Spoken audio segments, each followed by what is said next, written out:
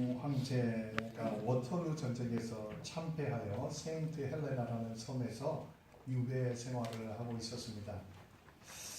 그런데 어느 날 한 기자가 찾아와서 이렇게 나폴레옹에게 물었습니다. 당신에게 행복한 순간이 있었을 때가 있었습니까? 그 있었다면 그때가 언제입니까? 그랬더니 나폴레옹이 한참 눈을 감고 생각을 하다가 대답을 했습니다. 전투가 치열하던 어느 날 주일이었습니다. 그때 나는 쫄병이었는데 아침에 철모를 벗고 교회에 가서 하나님께 감사를 드리고 눈물을 흘리며 예배를 드린 때가 있습니다. 바로 그때가 내게 있어서 가장 행복한 때였습니다. 이렇게 말을 했습니다. 그러면서 나는 언젠가부터 예배에 빠지기 시작했고 지금은 전쟁에 패배하여 이처럼 유배 생활을 하고 있습니다. 라고 말을 했습니다.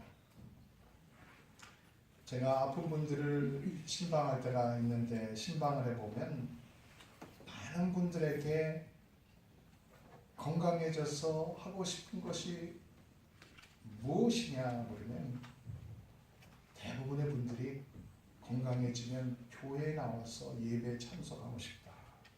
그렇게 말씀하십니다. 왜 그렇습니까? 예배야말로 우리 인간의 영혼 속에서 가장 갈망하는 것입니다. 예배야말로 그리스도인들이 최고의 순간이기 때문에 그런 것입니다. 하나님을 믿는데 기본적인 것이 무엇일까요? 예배입니다.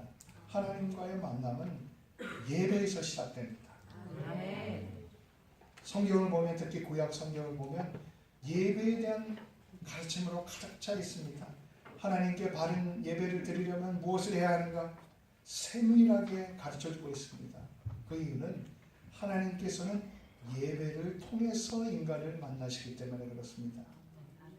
하나님께서 애굽에서 노예로 살던 이스라엘 백성을 모세를 통해서 건져내셨습니다. 애굽에서 불러내던 목적은 노예로 살면서 예배를 못 드리던 그 백성을, 예배를 잃어버린 백성을 하나님께서 광야에 불러 하나님을 예배하는 백성으로 만들어 주시기 위한 것이었습니다.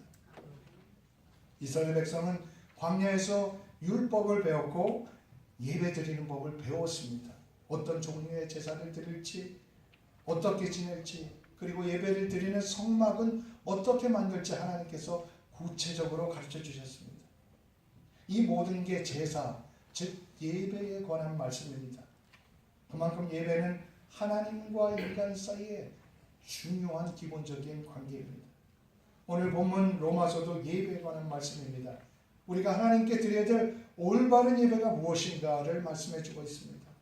로마서는 모두 16장까지가 되어 있는데요. 11장까지는 교리입니다. 예수 그리스도께서 우리 죄를 어떻게 사하셨는가 주로 이것에 대해서 말씀합니다. 그리고 12장부터 16장까지는 그렇다면 구원받은 우리가 어떻게 살아야 하겠는가를 말씀해주고 있습니다. 11장까지 로마서를 보면요. 인간은 누구나 죄인입니다. 하나님의 진노를 피할 수 없는 사람입니다. 저나 여러분이나 모두 하나님의 은혜가 없다면 모두가 죽을 수밖에 없는 인생입니다. 그런데 하나님께서 예수 그리스도를 이 땅에 보내주셔서 화목 제물을 삼아주셨습니다. 우리는 아무런 자격이 없고 우리는 아무런 공로가 없습니다. 그러나 하나님의 은혜의 선물이신 예수 그리스도를 통해서 우리가 구원을 받았습니다. 그래서 우리가 이제 어둠이 아니라 빛에 거하는 자녀가 되었습니다. 이제 멸망이 아니라 소망에 거하는 자녀가 되었습니다. 이제 저주가 아니라 우리가 은혜와 축복의 사람들이 되게 된 것입니다. 바울은 이렇게 11장까지 구원의 진리를 교리적으로 체계적으로 설명합니다. 그러다가 11장 마지막에 그 교리를 자기가 설명하면서 정말 하나님의 은혜에 감격합니다.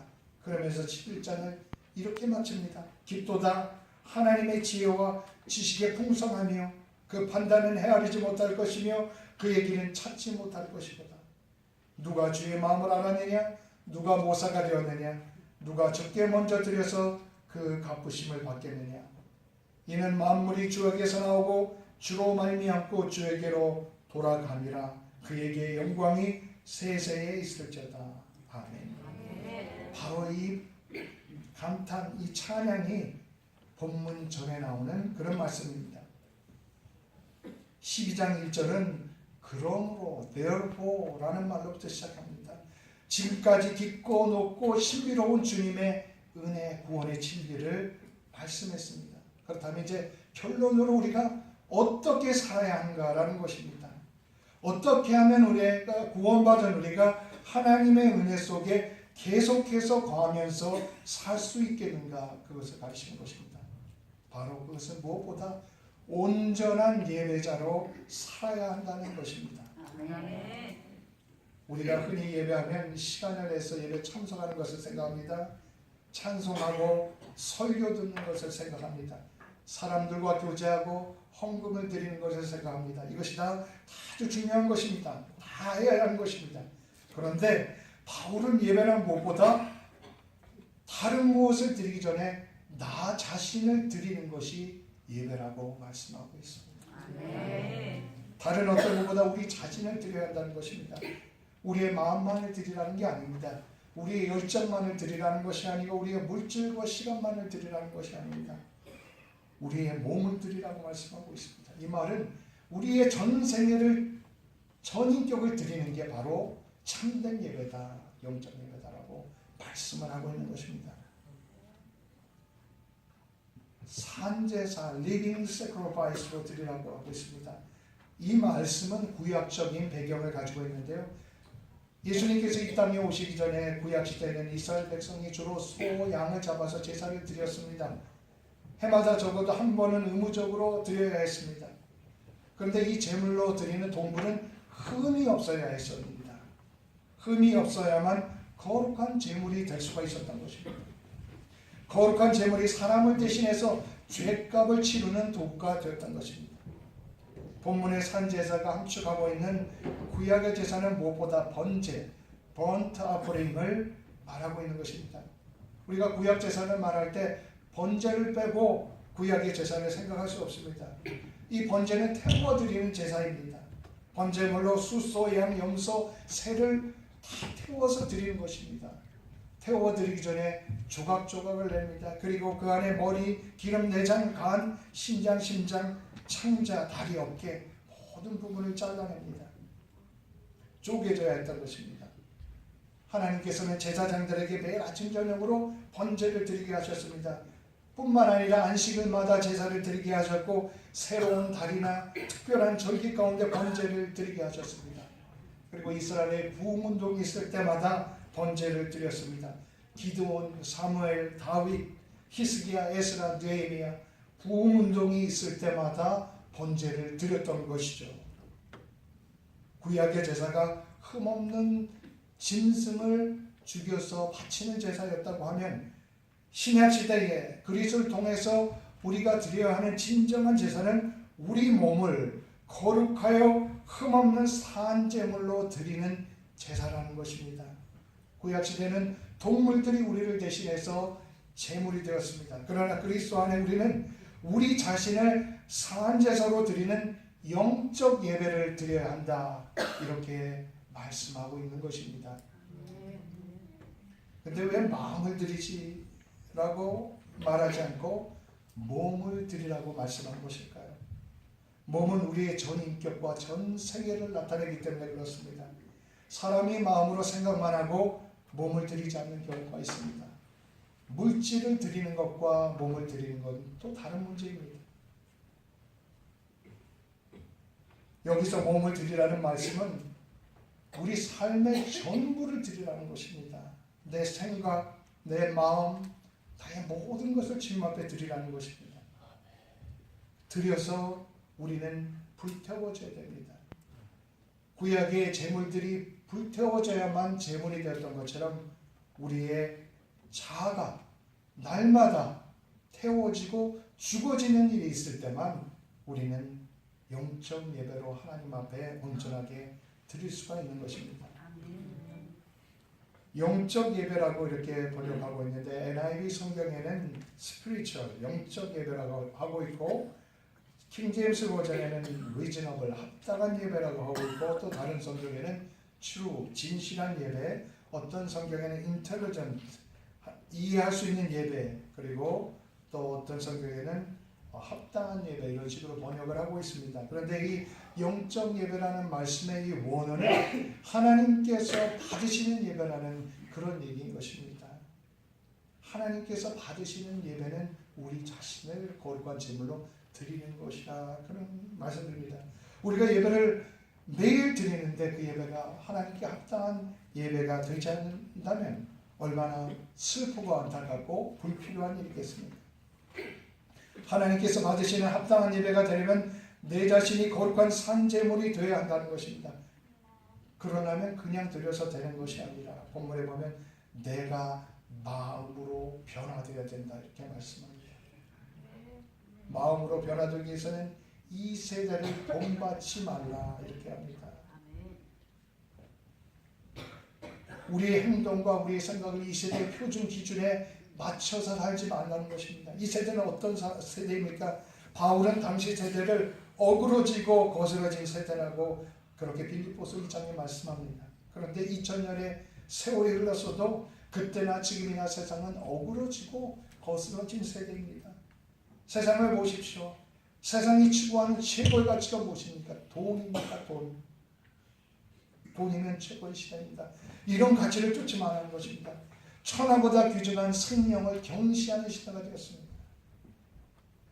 그리고 이기심으로 가득 차서 주변의 사람들에게 무슨 일이 있든지 자기 것만을 챙기는 그런 세대가 되었습니다. 몸으로 산 제사를 드리는 사람이 되려고 하면 마음이 새로워져야 된다 이렇게 말씀하고 있습니다. 모든 것이 마음에서 시작됐기 때문에 그렇습니다. 좋은 일도 나쁜 일도 사람의 마음에서 시작됩니다. 여러분 뉴스를 통해서 보셨겠지만 라스베가스의 총기 사건으로 58명이 사망하고 500명 가까이가 부상을 당했는데요. 다 결국 그 사람의 마음에서부터 시작된 것입니다. 악한 것이 조금씩 커져서 마음에서 시작된 것이죠. 그러므로 마음이 변해서 새롭게 될 때만 우리가 산제사를 드릴 수 있다는 것을 오늘 본문에 말씀하고 있습니다. 예수님께서도 마태복음 15장에 마음이 변화될 이유에 대해서 말씀하셨습니다. 입으로 들어가는 것은 모든 것이 배로 들어가서 뒤로 버려지는 것을 알지 못하느냐. 입에서 나오는 것들은 마음에서 나오나니 이것들이야말로 사람을 더럽게 하느니라.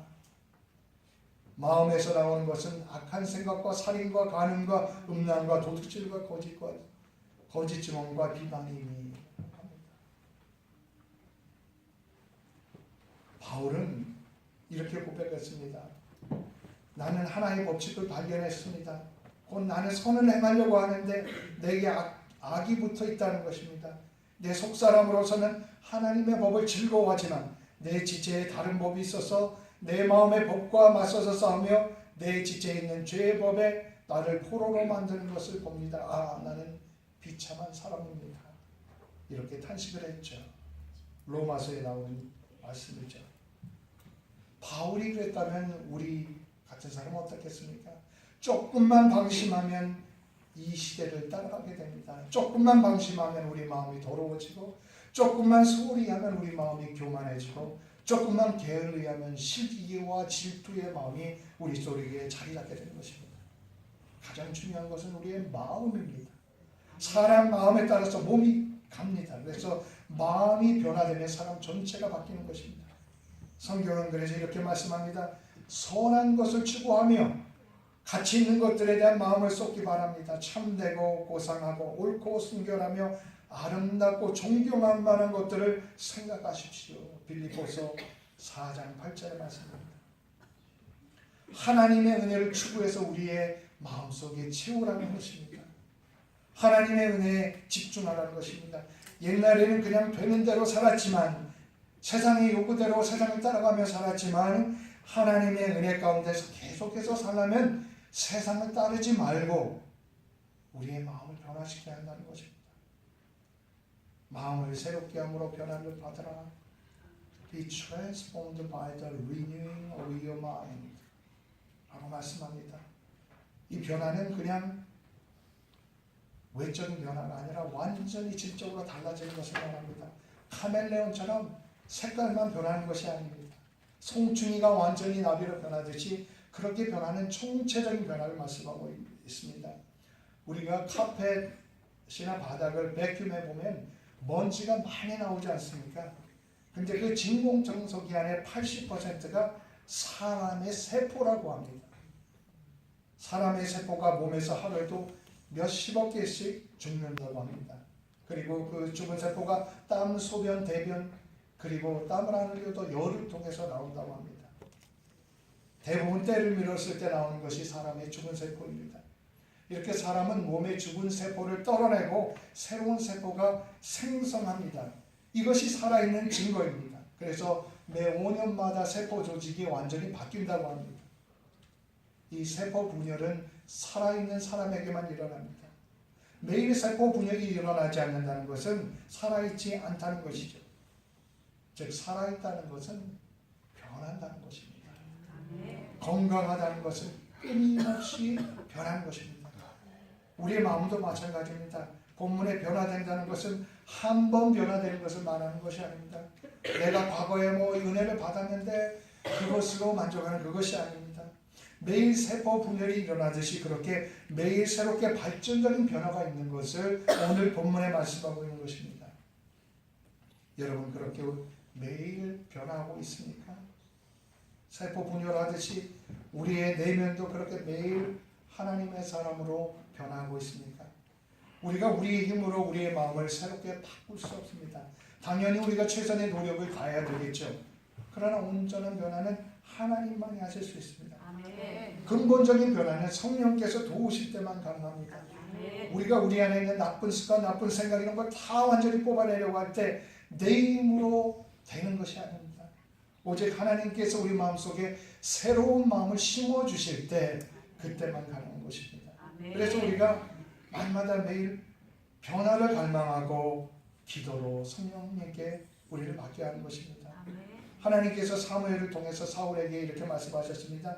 내게는 여호와의 신이 크게 임하여 이말인이 변하여 새 사람이 되리라. 사무엘상 10장 6절의 말씀입니다. 사울은 마음에 주인이 누구냐에 따라서 쉽게 변했습니다. 여호와의 신이 임했을 때는 새 사람이 되었지만 후에 악령이 임하자 저주의 사람으로 바뀌었던 것입니다. 우리 속에 성령이 자리 잡으시냐 아니냐에 따라서 우리의 마음이 달라집니다. 다윗은 하나님만이 자기 자신을 온전히 변화시킬 수 있는 분임을 알고 있었습니다. 그래서 그가 죄를 지었을 때 회개하며 회개의 시 속에 이렇게 기도합니다. 하나님이여 내 속에 정한 마음을 창조하시고 내 안에 정직한 영을 새롭게 하여 주시옵소서. 시편 52편의 말씀이죠. 마음의 변화의 시작은 우리 마음이 변화돼야만 한다는 것을 인정하고 고백하는 데서부터 시작합니다. 그리고 날마다 그 변화를 우리가 갈망해야 합니다. 그리고 주님 앞에 기도로 나와 성령의 인도하심을 받을 때만 가능한 것입니다. 우리가 우리 자신의 한계를 인정하고 하나님의 도우심을 입을 때만 우리 속사람의 본질이 새롭게 변화되는 것입니다. 하나님의 구원의 사건은 과거의 사건만이 아닙니다.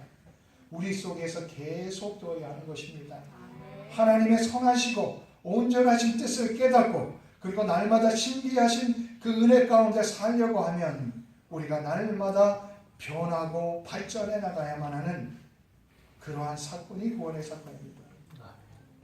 하나님의 은혜 속에 날마다 살기를 원하면 온전한 예배자가 되어야 한다고 말씀합니다.